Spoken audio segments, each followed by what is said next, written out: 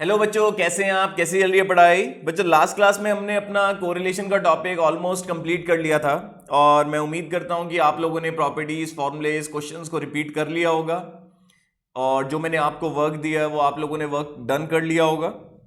ठीक है बच्चों, बस मैं आपको यही कहना चाहता हूं कि अगर आपके वो पुराने कॉन्सेप्ट्स, अगर आप फॉर्मूलेज वगैरह भूल रहे हैं तो रिग्रेशन स्टार्ट करने से पहले आप उन नोट्स को, फॉर्मूलोस को एक बारी अच्छे से गो थ्रू कर लें, क्वेश्चंस को एक बारी दोबारा से देख लें, फिर आगे का टॉपिक अपना स्टार्ट करें। ठीक है बच्चों, तो अपना न्यू टॉपिक स्टार्ट करने जा रहे हैं बच्चों, रिग्रेशन एनालिसिस। कोरिलेशन में बस हमारा जो रहता है बच्चों, वैसे तो सेट ए मैंने कोरिलेशन और रिग्रेशन का एक साथ मिक्स करके पढ़ाऊंगा। 5 और 6 क्वेश्चन ही मैंने अभी सेट ए के आप लोगों को बताए हैं। और दूसरी बात ये कि प्रोबेबल एरर का एक टॉपिक रहता है, वो जब रिग्रेशन कंप्लीट होगा तो तब मैं प्रोबेबल एरर का टॉपिक भी आप लोगों को करा दूंगा। ठीक है बच्चों, तो आज हम अपना न्यू टॉपिक स्टार्ट करने जा रहे हैं बच्चों, रिग्रेशन एनालिसिस।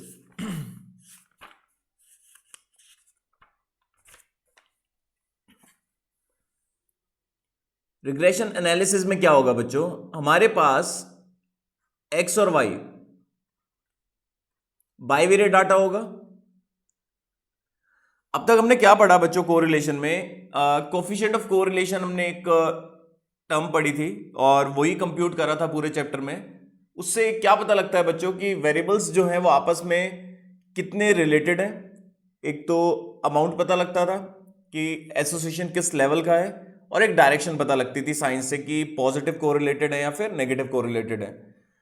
रिग्रेशन एनालिसिस में क्या होता है? रिग्रेशन एक ट्रेंड होता है, ये समझ लो आप। इसमें क्या करते हैं हम? भविष्यवाणी करते हैं, फोरकास्ट करते हैं। तो एक्स और वाई हमें दो वेरिएबल्स दे रखे होंगे। अब हमें ये नहीं पता बच्चों कि कौन सा वेरिएबल इंडिपेंडेंट है, कौन सा वेरिएबल डिपेंडेंट है। ठीक है ना? ये तो पता है कि वेरिएबल्स के बीच में एसोसिएशन है, मान लो कोरिलेशन है। अब ये नहीं पता कि एक्स में चेंज होने से वाई में चेंजेस हो रहे हैं या वाई में चेंज होने से एक्स में चेंजेस हो रहे हैं। ठीक है, तो जब तक क्वेश्चन में कहेंगे नहीं, कभी कभार ऐसा होता है कि क्वेश्चन में हमें खुद ही कहते हैं कि भाई आप पता करिए कि कौन सा वेरिएबल इंडिपेंडेंट है, कौन सा डिपेंडेंट। तो वो हमें पता लग जाता है, प्राइस और डिमांड दिया हम, तो ऑब्वियसली डिमांड किस पे डिपेंड कर रही है? प्राइस पे। क्लियर है ना? तो प्राइस इंडिपेंडेंट हुआ और डिमांड उसके कॉरस्पॉन्डिंग डिपेंडेंट हो गई। ठीक है, अब जैसे एज और ब्लड प्रेशर, तो जैसे जैसे एज बढ़ेगी वैसे वैसे ब्लड प्रेशर का लेवल भी इंक्रीज होगा। तो ब्लड प्रेशर जो है वो किस पे डिपेंड कर रहा है? एज पर डिपेंड कर रहा है। ठीक है, तो इस टाइप से हमारे पास एग्जांपल्स होंगे जो मैंने आपके सामने दिए, एज, ब्लड प्रेशर और इस टाइप से।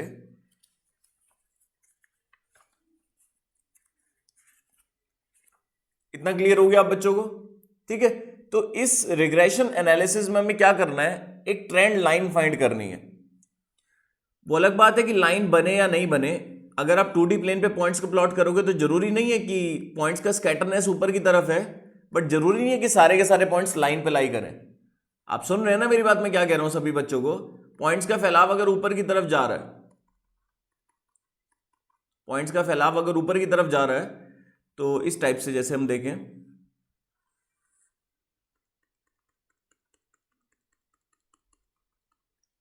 तो ये लाइन ऑफ बेस्ट फिट ये होगी। लाइन ऑफ बेस्ट फिट ये होगी जिसके ऊपर और नीचे बराबर पॉइंट्स होंगे। क्लियर है ना? मतलब एक्चुअल में वेरिएबल्स भले ही लीनियर रिलेटेड नहीं हो, बट भविष्यवाणी करने के लिए कि जब एक्स इतना है तो वाई कितना होगा। आप समझ रहे हैं ना बात को?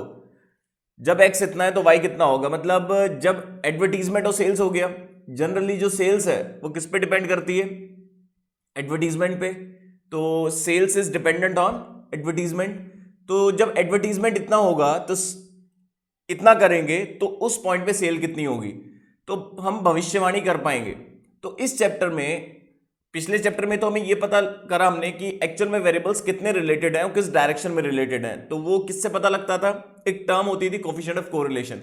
यहां पर हमें भविष्यवाणी करनी है, तो रिग्रेशन एक ट्रेंड होता है, हमें ट्रेंड लाइन फाइंड करनी है। समझ रहे हैं बच्चों? हमें क्या फाइंड करना है? ट्रेंड लाइन फॉर फोरकास्टिंग, भविष्यवाणी करने के लिए। उन्हें क्या बोलते हैं बच्चों? Regression line.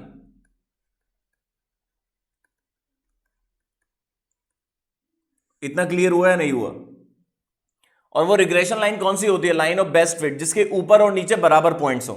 जैसे पॉइंट का जो स्कैटरनेस होता है तो उसके मिडल सेंटर से पास होती हुई हम लाइन ड्रॉ कर देंगे, ठीक है। और वो ड्रॉ करी हुई लाइन की इक्वेशन फाइंड करनी है हमें। इस चैप्टर में हमें रिग्रेशन लाइन फाइंड करना है। इक्वेशन आपको पता है ना, इक्वेशन किस फॉर्म में होती है? लाइन की इक्वेशन x की पावर 1 और y की पावर 1। क्लियर है? बट यहां पर हमें रिग्रेशन लाइंस फाइंड करना है। वैसे तो एक ही लाइन होनी चाहिए, बट क्वेश्चन में पता नहीं होता कि कौन सा वेरिएबल डिपेंडेंट है, कौन सा इंडिपेंडेंट। तो रिग्रेशन लाइंस जो होती हैं बच्चों, वो दो होती हैं। देयर आर, बच्चों सबको क्लियर होगा, आप चिंता नहीं करिए। There are two regression lines.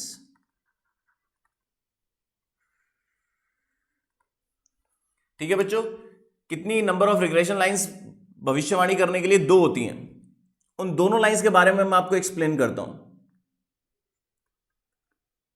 एक तो बच्चों होती है एक्स ऑन वाई और एक होती है वाई ऑन एक्स। अब ये क्या है? एक्स ऑन वाई और y on x.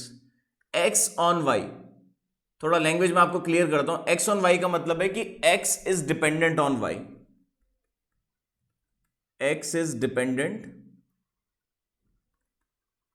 On y. Y on x का मतलब y is dependent on x. ठीक है, जब हमें x प्रिडिक्ट करना हो, जब हमें x प्रिडिक्ट करना on the basis of y, तो हम x ऑन y फाइंड करते हैं। ठीक है ना? तो हम ये भी बोल सकते हैं value of x on the basis of y। और y ऑन x का मतलब क्या होता है? वैल्यू ऑफ y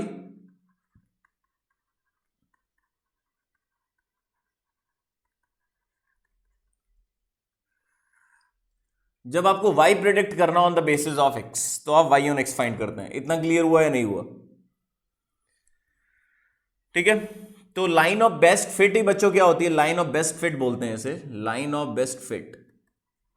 अब एक बात और सुनिए, क्वेश्चन में कभी कभार वो कहते हैं कि एप्रोप्रिएट रिग्रेशन लाइन फाइंड करिए, तो उसमें हमें खुद ही पहचानना होता है। मान लो एक वेरिएबल सेल का है, सेल मान लो x है, एडवर्टीजमेंट y है। मान लो बच्चों सेल क्या है? सेल वेरिएबल x है और y एडवर्टीजमेंट है। तो आप बताइए आपको एप्रोप्रिएट रिग्रेशन लाइन कौन सी फाइंड करनी पड़ेगी? सेल एडवर्टीजमेंट पे डिपेंड कर रहा है तो y इंडिपेंडेंट है, तो x ऑन y फाइंड करनी पड़ेगी, क्योंकि आप x को प्रिडिक्ट कर रहे हो on the basis of advertisement. But जब क्वेश्चन में कहते हैं कि फाइंड टू रिग्रेशन लाइंस, तो उसमें हमें एक को इंडिपेंडेंट मानना पड़ता है, एक को डिपेंडेंट। तो अगर x इंडिपेंडेंट है तो x राइट में आएगा, और अगर y इंडिपेंडेंट है तो y राइट में आएगा। इतना क्लियर हुआ या नहीं हुआ? सारी बातें क्लियर हो जाएंगी, चिंता नहीं करिए। ठीक है, अब हमारे पास मेथड्स भी हैं इन रिग्रेशन लाइंस को फाइंड करने के, भविष्यवाणी करने के। तो methods for finding,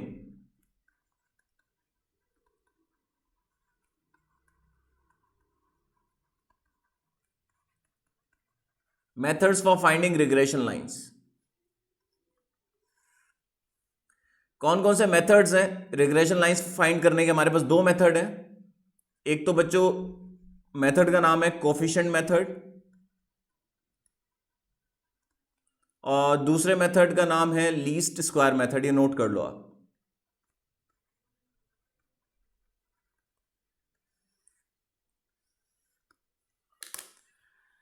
method for finding regression lines, दो मेथड है हमारे पास। एक तो बच्चों कोफिशिएंट मेथड है और दूसरा है बच्चों लीस्ट स्क्वायर मेथड। नोट कर लिया? रिग्रेशन का थोड़ा सा मतलब भी पता लग गया आप लोगों को। ये भी पता लग गया कि एप्रोप्रिएट जब वो पूछेंगे तो हमें खुद ही पहचानना है, बट वो पहचान हो जानी चाहिए। ठीक है ना? मतलब क्लियरली लिखा होना चाहिए, जैसे ब्लड प्रेशर और एज इस टाइप से डाटा हो तो हमें पता लग जाएगा कि blood pressure is dependent on age, इस टाइप से।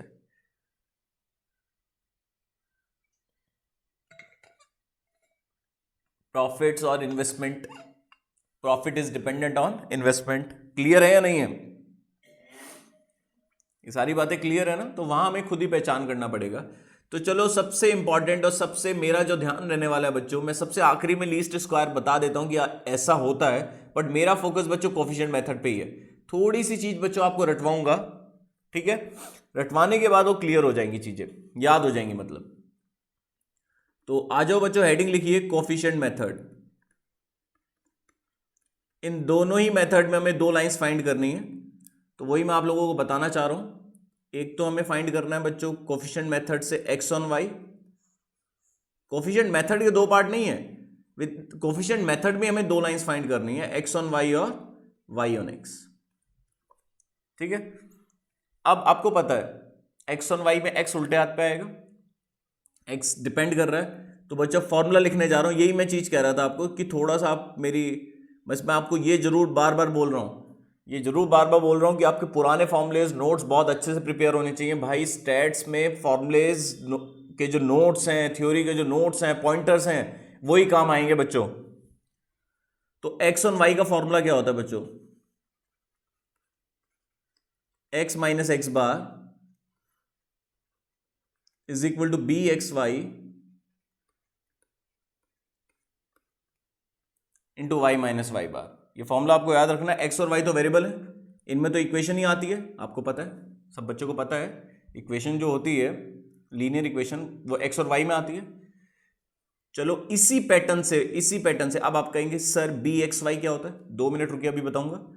इसी पैटर्न से वाई ऑन एक्स का फॉर्मूला क्या बनेगा? Y minus y bar is equal to b y x x minus x bar. Note कर लो सब बच्चे।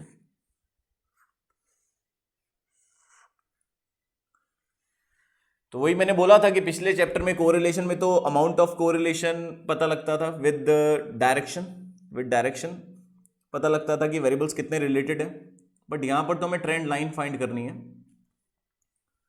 अब ट्रेंड लाइन दो क्यों है वो मैंने आपको लॉजिक बताया कि भाई एक्स ऑन वाई और वाई ऑन एक्स कोई भी डिपेंडेंट हो सकता है इधर एक्स और वाई, जब तक क्लियरली मेंशन ना हो कि वेरिएबल एक्स क्या है और वेरिएबल वाई की नेमिंग क्या है। क्लियर है? अब एक्स बार तो सब बच्चों को निकालना आता ही है, समीशन एक्स अपॉन एन, और वाई बार भी सभी बच्चों को निकालना आता है।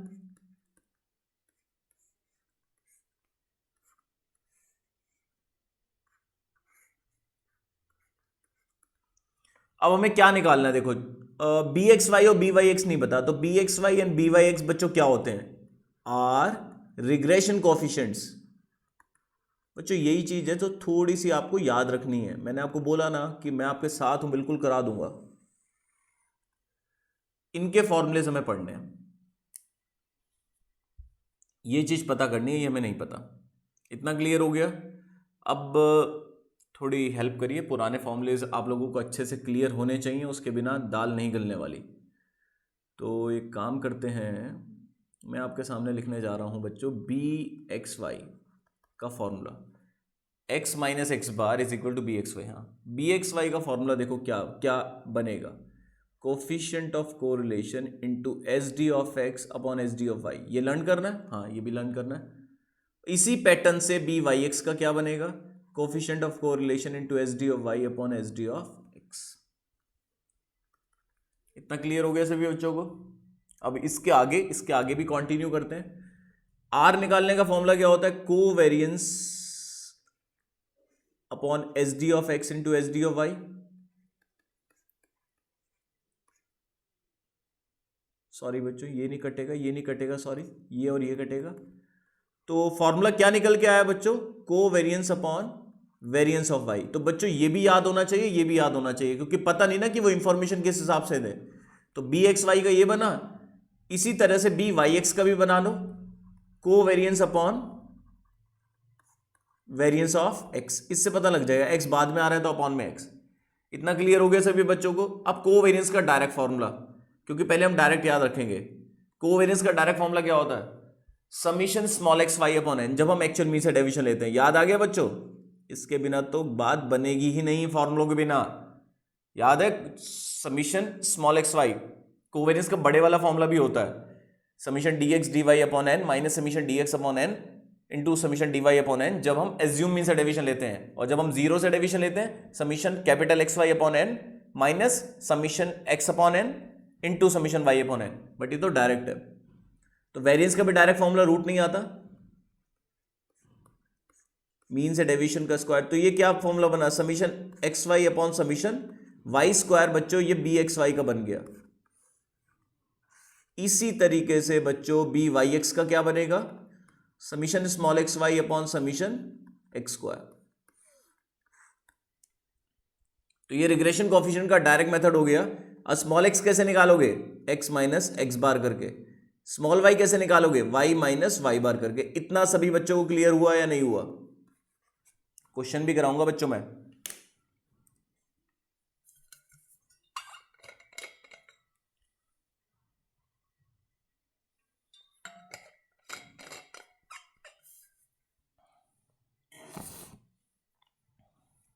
आगे बढ़े बच्चों, क्वेश्चन कराता हूं पहले इसका।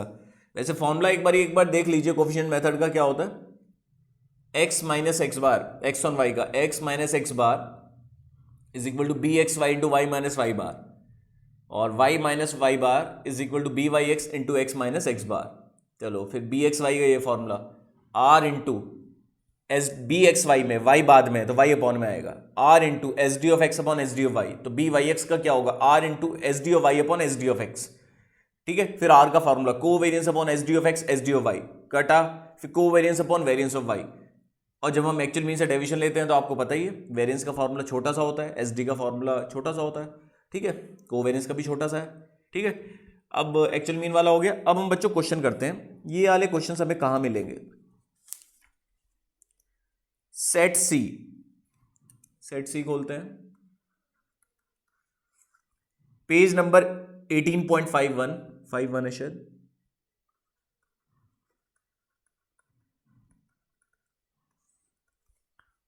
Question number 14।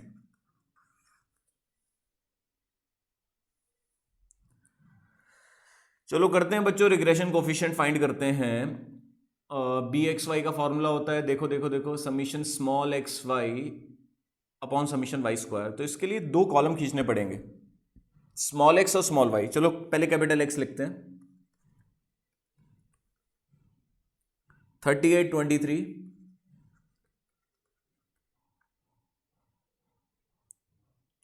43 33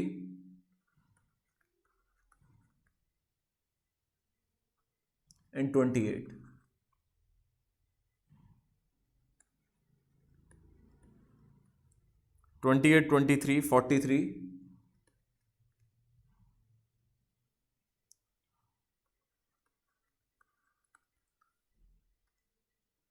अब बच्चों हमें कॉलम खींचने पड़ेंगे बच्चों। एक तो एक्स, स्मॉल एक्स चाहिए, स्मॉल वाई चाहिए, एक्स का स्क्वायर चाहिए, वाई का स्क्वायर चाहिए और एक्स वाई चाहिए।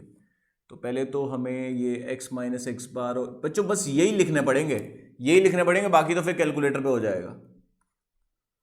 अब मीन निकालते हैं बच्चों, मैं डायरेक्ट निकाल दूं, 38 23 43। डायरेक्ट का मतलब यह कि मैं बिना लिखे सोच रहा था। 33 आ गया वैसे तो एक्स बार, वाई बार भी निकालते हैं।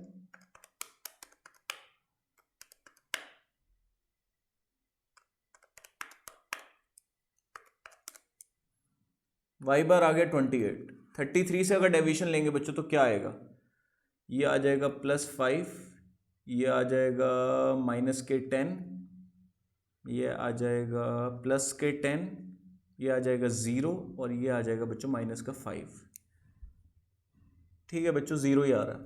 अब ये 28 से डेविएशन लेंगे तो 0 -5 +15 +10। ये देखें बच्चों क्या आ रहा है, तो -5 +10 -10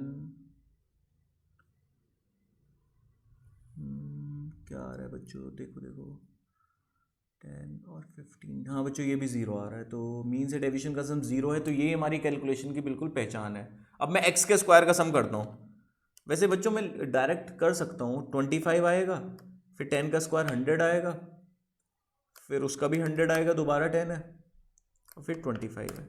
ये तो 250 आ रहा है बच्चों, मतलब इंटू m प्लस की नीड ही नहीं हुई बच्चों। y के स्क्वायर का सम 25 225, 10 का स्क्वायर 100 और ये 400, ये बच्चों 750 आ गया। अब x और y की मल्टीप्लाई, तो ये पहला 0 हो गया, 10 इंटू 5 ये 50 हो गया। मैं तो ऐसे ही कर रहा हूँ बच्चों, 50 फिर प्लस का 150, फिर उसके बाद 0, फिर लास्ट 100, ये 300 आ गया। अब मैं बच्चों फॉर्मूला लगा दूंगा। बी एक्स वाई का फॉर्मूला क्या होता है जब हम एक्चुअल मीन से डेविएशन लेते हैं? Summation x y upon summation y square. और बी वाई एक्स का बच्चों फॉर्मूला क्या होता है? Summation x y upon summation x square. तो एक्स वाई कितना है? ये बच्चों आया 300 और ये 250 और ये 300 अपॉन 750। निकालते हैं, ये आया 1.2,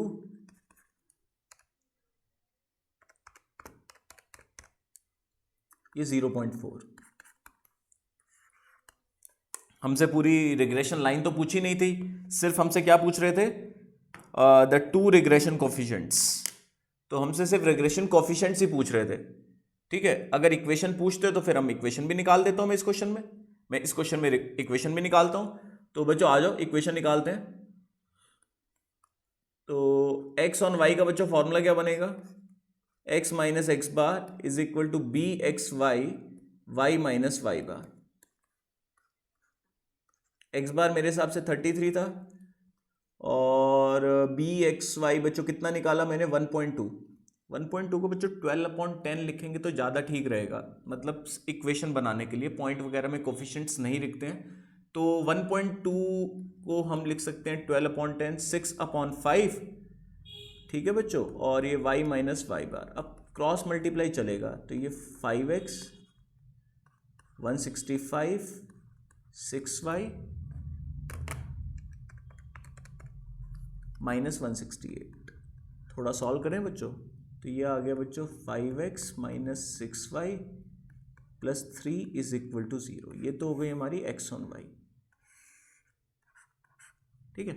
और अब आप कहेंगे कि सर x ऑन y में तो x को उल्टे हाथ पे रखते हैं, लिखना चाहिए उल्टे हाथ में, बट स्टैंडर्ड फॉर्म में लिख दिया तो पहचान नहीं हो पाती। मतलब अब मैं आपके सामने y ऑन x निकालूंगा ना, जब तक मैं लिखूंगा नहीं कि अच्छा ये x ऑन y है, तो आप पहचान नहीं कर पाएंगे। उसके क्वेश्चंस भी हैं, देखो मैं आपके सामने करता हूँ। y minus y bar is equal to b y x x minus x bar. अब y बार तो 28 है और वो 0.4 आया था, 0.4 को आप लिख दो 4/10, तो 2/5 हो जाएगा। 2 2 जा 4, 2 5 जा 10, और ये मेरे हिसाब से 33 आएगा। कैलकुलेशन वगैरह बच्चों देख लेना। 5y minus 140 is equal to 2x minus 66, तो 2x माइनस 5y,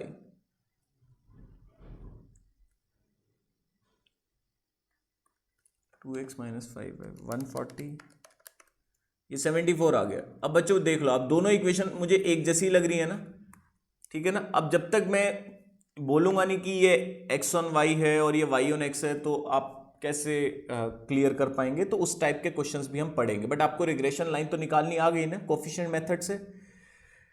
दूसरा एक चीज और, आप कहेंगे कि भाई x ऑन y को x को उल्टे हाथ में रखो, ऐसा कुछ नहीं होता। हमें कौन सा उन्हें ये बताना है, हमें तो लास्ट आंसर है। देखेंगे ऑप्शन किस हिसाब से दिया हुआ है। अगर ऑप्शन में लेफ्ट में x रखना है तो मैं क्या करूंगा बच्चों, ये भी सुन लो।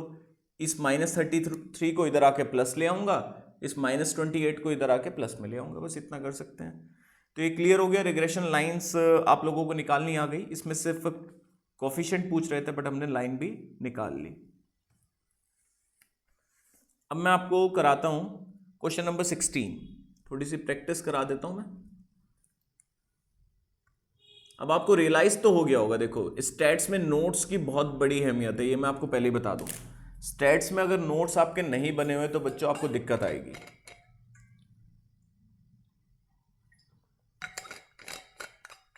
चलो बच्चों 16 पढ़ो।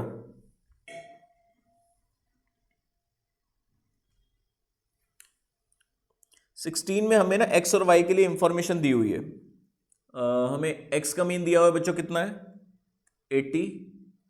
y का मीन कितना दिया हुआ है? 98। वेरिएंस ऑफ x कितना दिया हुआ है? 4, मतलब SD हो गया 2, रूट कर देंगे। वेरिएंस ऑफ y कितना दिया हुआ है? 9, मतलब SD हो जाएगा, रूट कर देंगे 3। चलो ये भी हो गया। कोफिशिएंट ऑफ कोरिलेशन भी दिया हुआ है, देखो काफी चीजें दी हुई हैं। पूछ क्या रहे हैं, what is the most likely, देखो लाइकली मतलब अंदाजन, प्रिडिक्शन, प्रिडिक्ट करने के लिए कह रहे हैं, what is the most likely value of y, y predict करना है जब एक्स दिया हुआ है, इट मीन्स हमें वाई को प्रिडिक्ट करना है, तो यहीं से आइडिया हो जाएगा, इसका मतलब it means y is dependent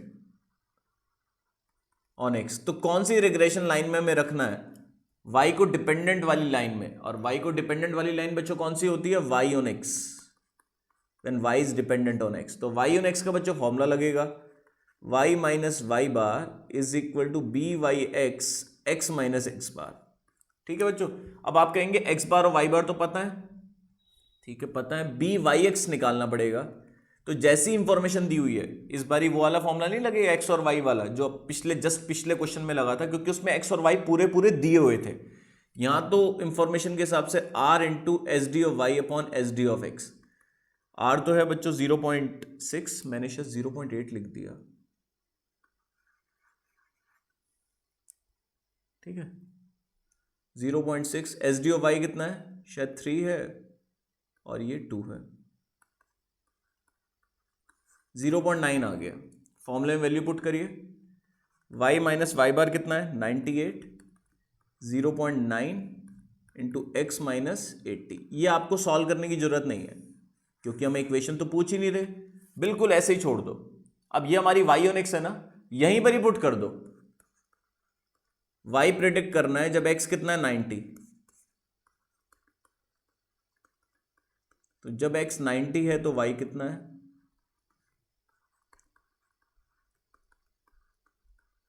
ये 10 आ गया, ये 9 आ गया, तो y 107 आ गया y। तो most likely value of y is इतनी, इसे बोलते हैं y कैप। y कैप क्यों बोलते हैं, क्योंकि ये एस्टिमेटेड वैल्यू है, एक्चुअल वैल्यू तो जो भी आएगी वो तो भविष्य में पता लगेगी, बट प्रिडिक्टेड वैल्यू यही है, एस्टिमेटेड प्रिडिक्टेड वैल्यू। ठीक है, तो जब भी आप प्रिडिक्ट करते हैं तो हमेशा ऊपर कैप लगाते हैं, तो कैप का मतलब ये है कि ये एस्टिमेटेड है, ऑब्जर्व तो एक्चुअल में जब भविष्य में पता लग जाएगी तब इसके और उसके बीच में जो गैप होगा, मतलब एक्चुअल, इसे ऑब्जर्व भी बोलते हैं, ऑब्जर्व्ड और किसके बीच में gap, gap between observed and estimated value, इसे बोलते हैं बच्चों एरर, एरर भी बोलते हैं और रेजिड्यू भी बोलते हैं। तो ये थ्योरी में पूछ लेते हैं आपसे कि जो आपने भविष्यवाणी करी और जो एक्चुअल में वैल्यू है उनके बीच में जो गैप है उसे बोलते हैं रेजिड्यू। क्लियर है? या एक काम मैं आपको बता देता हूं, जैसे आपने पॉइंट्स प्लॉट करे, मैं आपको बता देता हूं, पॉइंट्स इस टाइप से प्लॉट करे और आपने ये ट्रेंड लाइन फाइंड करी, तो एक्चुअल में तो इस पॉइंट पे ये वैल्यू आ रही है, बट आपने एस्टिमेट ये दी है, तो इसके बीच में जो गैप है इन्हें क्या बोलते हैं, रेजिड्यू। क्लियर? आपने तो ट्रेंड लाइन बना दी ना, अब जरूरी थोड़ी ना है कि वो जो ट्रेंड लाइन आपने बनाई है वो उन पॉइंट से ही पास हो रही है, समझ रहे हैं ना, वो तो भविष्यवाणी करी है। तो पीछे की जो वैल्यूज है ना, पीछे की वैल्यूज का मतलब समझते हो आप, जिनकी हेल्प से आपने इक्वेशन फाइंड करी है बच्चों, इनमें भी गैप आएगा, जरूरी नहीं है कि आपको 43 के सामने 43 मिलेगा, समझ रहे हैं? तो ये जो गैप होगा इसे बोलते हैं रेजिड्यू। ये क्लियर हो गया बच्चों? जितना मैंने आप लोगों को समझाया उतना क्लियर है?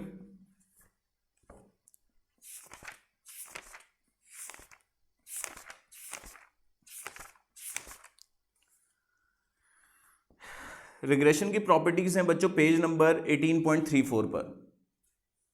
इसकी प्रॉपर्टी थर्ड मैं आपको लोगों को बताता हूं। प्रॉपर्टी थर्ड पढ़ने से पहले मैं आपके सामने दो फॉर्मूले जो ऊपर लिखवाए हैं वो लिख रहा हूं। बी एक्स वाई का फॉर्मूला क्या होता है, r into S D of x upon S D of y. ये हमारा लास्ट है, इसलिए लास्ट है क्योंकि मैं आप लोगों को ये बताना चाहता हूं कि कितनी वैल्यू है उसकी, फॉर्मूलोस की, तो एक बारी वो आप अच्छे से देख लेना, नेक्स्ट क्लास में थोड़ा फिर हम ज़्यादा पढ़ेंगे। तो बी एक्स वाई का फॉर्मूला ये है और बी वाई एक्स का फॉर्मूला हमारे पास ये है। बच्चों अगर आप इन दोनों की मल्टीप्लाई करोगे, बी एक्स वाई और बी वाई एक्स की मल्टीप्लाई करते हैं,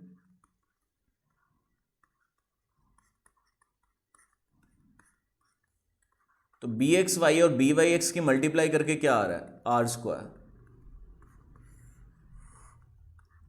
तो प्रोडक्ट ऑफ रिग्रेशन कोफिशिएंट, ये थ्योरम पूछ सकते हैं, ये result, product of regression coefficients किसके इक्वल होता है, square of coefficient of correlation. तो अगर मुझे यहां से आर निकालना है तो आर जो होगा वो इधर आके प्लस माइनस हो जाएगा,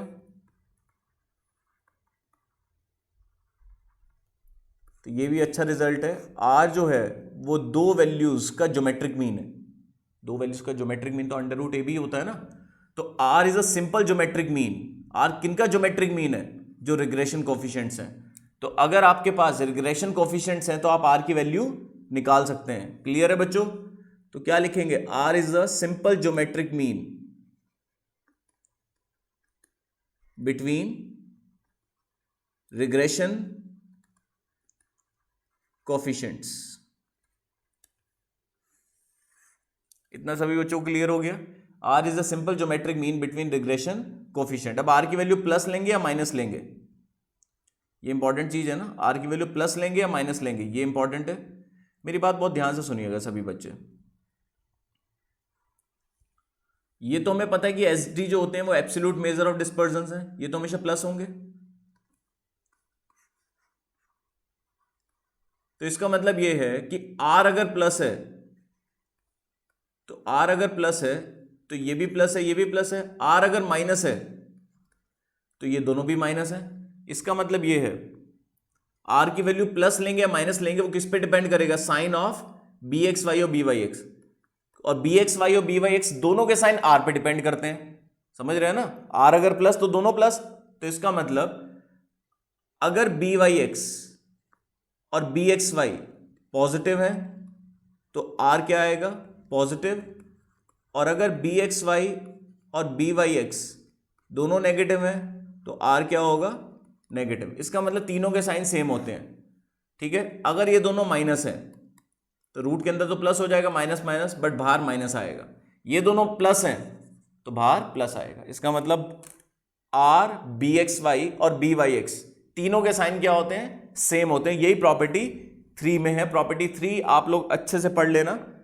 the coefficient of correlation between two variables x and y is the simple geometric mean between regression coefficients. अगर आपके पास रिग्रेशन कोफिशिएंट्स हैं तो आप आर की वैल्यू निकाल सकते हैं। The sign of coefficient of correlation would be common sign of the two regression coefficients. ये भी थ्योरी के लिए इंपॉर्टेंट है। अगर दोनों रिग्रेशन कोफिशिएंट के साइन प्लस है तो आर की वैल्यू प्लस में आएगी, दोनों माइनस है तो आर की वैल्यू माइनस में आएगी। तो मैं उम्मीद करता हूं कि जितना मैंने आप लोगों को पढ़ाया है आज वो आप लोगों को अच्छे से क्लियर हो गया होगा। एक बारी देखिएगा और नेक्स्ट क्लास के लिए प्रिपेयर रहिएगा, क्योंकि इसके बिना नेक्स्ट क्लास आपको समझ में नहीं आएगी। चलो बाय बाय बच्चों।